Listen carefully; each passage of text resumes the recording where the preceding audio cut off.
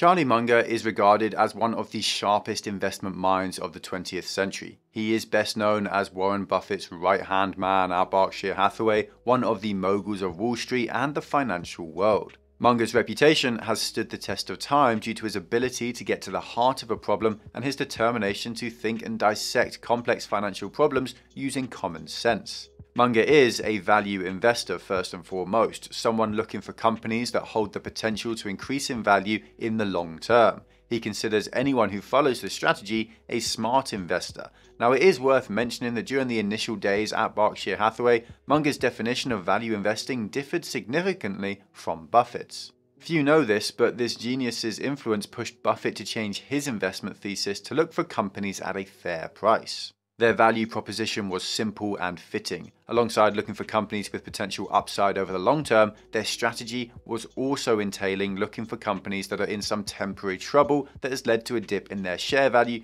but have strong trends of bouncing back. Also, he thinks that there's no meat in excess diversification. A well-researched, concentrated portfolio will always lead to better returns. Now, before I jump into today's video, I want to thank the Daily Upside for partnering with my channel. The Daily Upside is a free business and finance newsletter that I use every single morning to help get an edge on the latest business news. Check out the link down below in the bio to subscribe for free. Now, these rules of thumb eventually became the cornerstone principles of Berkshire Hathaway. During that Buffett and Munger reign, the company turned profits worth a giant 2,000,000% on its investment value, a whopping $20,000 for every $1 invested. It's hard to digest, but these two stalwarts accomplished this feat through the simple art of identifying quality companies without borrowing dangerous amounts of debt. Buffett once famously said, 1 + 1 with Charlie and me surely adds up to more than 2. Charlie Munger was trained as a meteorologist during World War II and as a lawyer at Harvard before devoting his life to business. His fluid thought process and multidisciplinary personality have enabled him to successfully run the show at Berkshire Hathaway and a range of commercial and philanthropic endeavors. He's been a student of psychology, economics, physics, biology, and history, among other disciplines, a deliberate effort to expand his range of expertise, observe the world in a better way, and constantly challenge his mindsets. Not surprisingly, to this day, at the age of 27, he uses this wealth of knowledge to develop mental models to cut through complicated problems in complex social systems. One of the most critical lessons Munger preaches is studying the investing environment, being aware of everything that's happening in the government, from the Federal Reserve to politics. According to him, it's one of the best fundamental instincts a novice investor can cultivate, with benefits that are lifelong. If you ask me though, it's far easier said than done to actually follow through with this advice. Today, Gen Zs and millennials are demanding assets with shorter maturities and higher yields, and rightly so, why wouldn't they? Imagine being an 18-year-old who looks around and sees his friends bagging millions of dollars after selling images of apes on the internet. The evolution of blockchain and crypto is so nascent and powerful, and everyone wants to ride the wave. But the danger arises when investors attach similar expectations to the equity markets. It certainly seems like herd mentality is on the rise each passing day, and I bet that Benjamin Graham is turning in his grave. Back in that same sentiment, Charlie Munger brings terrible news to the table. In a recent interview with Caltech, he warns us about entering a lost decade. You expect the next 10 years to have lower returns in the equity markets than the last 10? He doesn't give us an idea why? The answer is yes. And could you give us a hint as to why that might come to pass? Yes, because so many people are in it, and the frenzy is so great, and the systems of management, the reward systems, are so foolish that I don't think it's going to work at all. I think the returns will go down, yes. In real terms, the returns will be lower. So what exactly is Munger's infamous lost decade? Well, it's a phase where equity returns over the next decade will be pretty much stagnant. He explains, I don't think we want the whole world trying to get rich by outsmarting the rest of the world, but that's what's happened. There have been frenzies of speculation and so on. It's been very interesting, but it's not been all good. Munger claims that there is chaos in the investment field and that investors these days are hell-bent on outsmarting one another due to which returns in the next 10 years are likely to take a beating. His reasons for this are unprecedented levels of investor enthusiasm and participation in the markets, poor incentive systems for management teams, obscene amounts of money printing by the Federal Reserve, and historically negligible interest rates leading to sky-high valuations. Now, really quickly before I go any further, I want to thank the Daily Upside for partnering with me on this video. They are a free business and investing newsletter that over 200,000 people subscribe to, myself included. The Daily Upside was founded by a team of former investment bankers, scholars, and journalists with the intention to provide clarity and color to help investors sift through the noise of the financial news space. Instead of pushing clickbait financial headlines and biased coverage that traditional outlets have gotten used to, the Daily Upside provides actionable insights and clarity on the stories shaping the business world. Every weekday, they deliver a morning brief, followed by more detailed stories that are shaping the business world. I started reading the Daily Upside 3 or 4 months ago, and now it has become the first thing I read when I wake up in the morning. It's about a 5-minute read that isn't afraid to dive deep into hot topics and give real high-level, unbiased analysis with the occasional dose of wit to keep things interesting. Recently, I've even been enjoying their weekend edition newsletter that goes a level deeper into niche industries. As someone who looks to stay on top of the news to help create videos like this, I can't recommend the Daily Upside enough. Click the link in my bio and join the 200,000 other people that read the Daily Upside every morning. It's free, and if you don't love it, you can always unsubscribe. Now let's dig deep into these reasons one by one. As of 2020, over 55% of all families in the US have some sort of holding in the stock market. Due to retail investors discussing investment techniques on social media, we've witnessed insanely high inflows into meme stocks like US video game retailer GameStop and of course AMC. Technology deserves its fair share of credit for increasing the number of young investors as they continue to flock to easy-to-use stockbroking platforms which are significantly reducing barriers to entering the market. It's fair to say that everybody, whether or not they have an understanding of the market, wants in right now. In the past decade, we've witnessed one of the most fruitful bull rallies in the market since the last crash 12 years ago. Since then, the S&P 500 has rallied over 500%, and understandably, everyone wants to partake. As more and more people swarm to the markets, its value keeps increasing disproportionately. This isn't the first time we're witnessing something like this. Our predicament is similar to what was happening in the 1920s, famously referred to as the Roaring Twenties. Investor optimism was at its zenith when Ford Motor Company had just started selling its latest state-of-the-art Model T, and everybody wanted to invest. At the turn of 1929, valuations were red hot and investors started pulling out of their investments, which led to a sharp fall in the market, which only recovered 3 long decades later in the year 1959. Unfortunately, a lot of people who are invested in the market barely know what they've signed up for, and when things go south, they panic and end up seeing losses. To be frank, most people aren't ready to sit tight through boom and bust cycles. What's interesting to note though is that Munger stresses real returns being low instead of just returns while referring to the next 10 years. So what are real returns? Well, by definition, real returns are what you have earned on an investment after adjusting for taxes and inflation. Therefore, real returns are always lower than your nominal ones. Now, just over a year ago, Biden took center stage at the White House. His predecessor, Donald J. Trump, and his administration had significantly different governance ideologies compared to Biden, especially when it came to taxes. In order to please the masses, Trump slashed corporate taxes from 35% to 15%, but the current ruling party aims to reverse that decision and increase taxes on establishments, companies, investors, and individuals, which will tie into Munger's thesis of lower real returns. Now, what truly reflects the core of all the issues in the US right now is when the common man heads out to buy a gallon of milk and realizes that the price has tripled in about 3 months. Now, if you don't know this already, you're probably living under a rock, and there's no better way to say this, but at present, the US is plagued with extremely high inflation.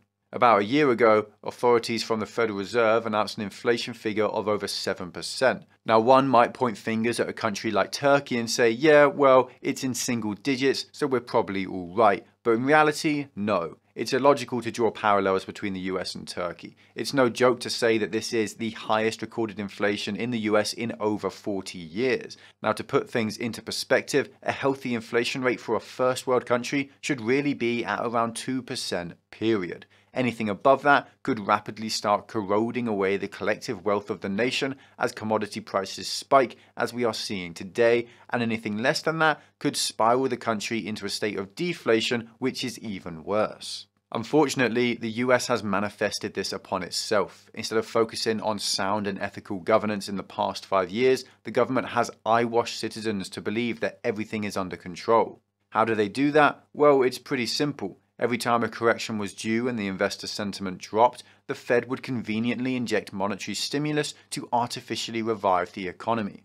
This is basically done by keeping interest rates super low so that people can borrow money at dirt cheap rates, or by printing physical money through quantitative easing, which simply means that the central bank will buy back existing government bonds to infuse liquidity in the markets. Now, this is supposed to be a measure only used in dire crisis, but guess what? The Fed is guilty at using it too much. A ridiculous $3 trillion were printed over the course of just 3 months in 2020, and right now, over 40% of all existing US dollars in circulation today were artificially printed in 2021. So what do we make of this? Well, as Munger rightly points out, people today assume that as the government keeps increasing the money supply, they'll keep getting richer, but in reality, their purchasing capacity is dramatically reducing. As they say, there is no such thing as a free lunch. Two different questions.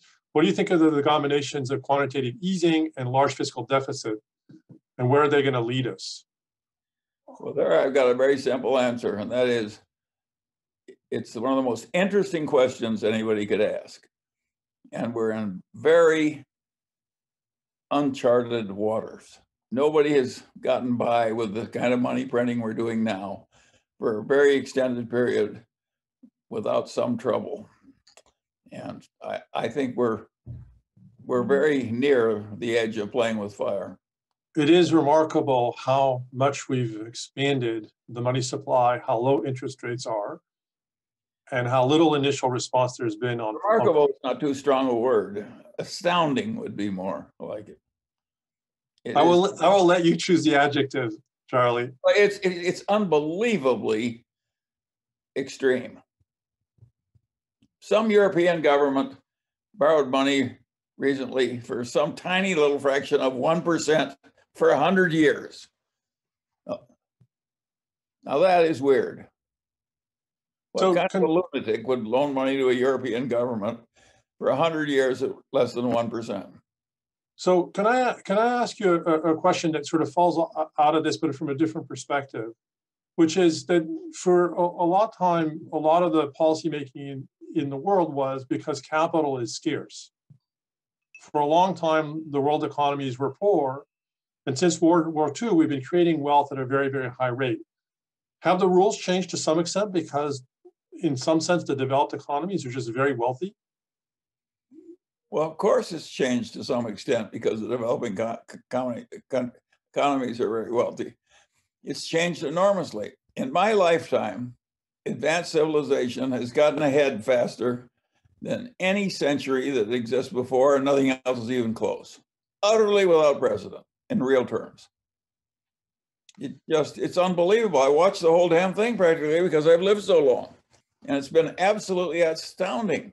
So now that we've established that inflation is a plague, you're probably wondering, what's the cure? Well, the Fed, spearheaded by its chairman Jerome Powell, is already beginning to spike interest rates. In essence, borrowing money will become more expensive, liquidity will get sucked up, and this will help to drive prices back down to equilibrium. I'm sorry to burst your bubble, but inflation isn't going away anytime soon, and the truth is that as liquidity keeps getting crunched, it will certainly reflect on asset prices in the stock market as well.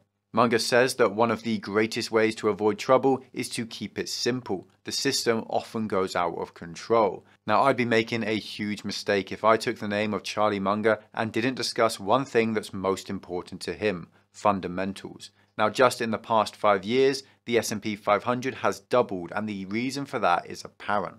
Since 2008, public tech companies began to compete in a race for who would breach the $1 trillion market cap mark first. Fast forward to today, and Apple is worth over $2 trillion, Microsoft worth $1.6, and Amazon at $1.5. Technology companies have been growing at the speed of light, and so have their respective valuations. Experts state that these companies are overpriced though, and crowds are pouring in trillions of dollars at the risk of these firms being disrupted by other companies with superior technologies in the future. Munger's observation rings true when he says that companies work like biology, and over time they all die. At present, there is an imbalance in the stock market. The weight of these giant overvalued companies on the indices is immense. The market is way too hot and needs to be cooled down. A correction is long overdue, and really, it's already started. Munger is afraid that it will take just one match to light this forest on fire. Now, by studying Munger's life closely, we can learn that he is a student of life itself. Munger's success may seem out of reach for most of us, but at the end of the day, he's a mere mortal who says simple, logical, and actionable things. Now, you're probably thinking that if everything's pointing to a potential sideways moving market, why are people still investing? Well, again, let's take Munger's philosophy into account here. He says that an investor in today's time needs to be on the lookout for companies that could possibly be disruptors. An enterprise that has the potential to challenge the current world and in return make investors a lot of money through innovation. On the flip side, one also needs to balance that by looking for companies and industries that cannot be disrupted, enterprises that serve fundamental human needs like food, transportation, or shipping. According to him, an investor who manages to find this sweet spot has a lot of upside potential, as they'd not only be able to make sustainable returns and safeguard themselves from economic shocks, but also they'll be able to play the investing game for much longer than other speculators. Is the NASDAQ in a bubble, and will it blow up? And do we know when? Is the NASDAQ in a bubble? Well, nobody knows when bubbles are going to blow up. Just because it's NASDAQ doesn't mean it'll have another run like this one very quickly again. This has been unbelievable. Again, there's never been anything quite like it. If you stop to think about it, think what Apple is worth compared to John D. Rockefeller's old oil empire. It's been the most dramatic thing that's almost ever happened in the entire world history of finance. All in all, the objective of this video isn't to intimidate folks from partaking in the financial markets. Of course, one should seek to invest their wealth and grow it multifold if possible. My pursuit with this channel will always be to bring to the surface references from some of the best minds in the world. A mindset of constant learning and reinventing skills is what has kept legends like Charlie Munger and Warren Buffett relevant even after 50 years of investing. As far as my opinion is concerned, Munger's case for the lost decade seems very strong, but as sensible retail investors, a good starting point is to formulate market movement assumptions based on current affairs and solid facts. It's the simplest and, in my opinion, most effective way to play the game. Boom and bust cycles, lost decades, and economic turmoil will always be a part of our life, but as long as we live by first principles and use common sense, we will make our way through it all. If you enjoyed this video, then make sure to like, comment, and subscribe to bless the YouTube algorithm. If you want more content like this, then check out our Patreon and join our community of investors. You get access to our Discord, loads of exclusive content like insight into my portfolio, and buy and sell alerts for all my own investments. Finally, I want to give the Daily Upside one more thank you for partnering with me on this video. If you haven't subscribed already, click the link in the bio to receive their weekday and weekend edition absolutely free. Thank you all for watching. Stay stoic. Until next time.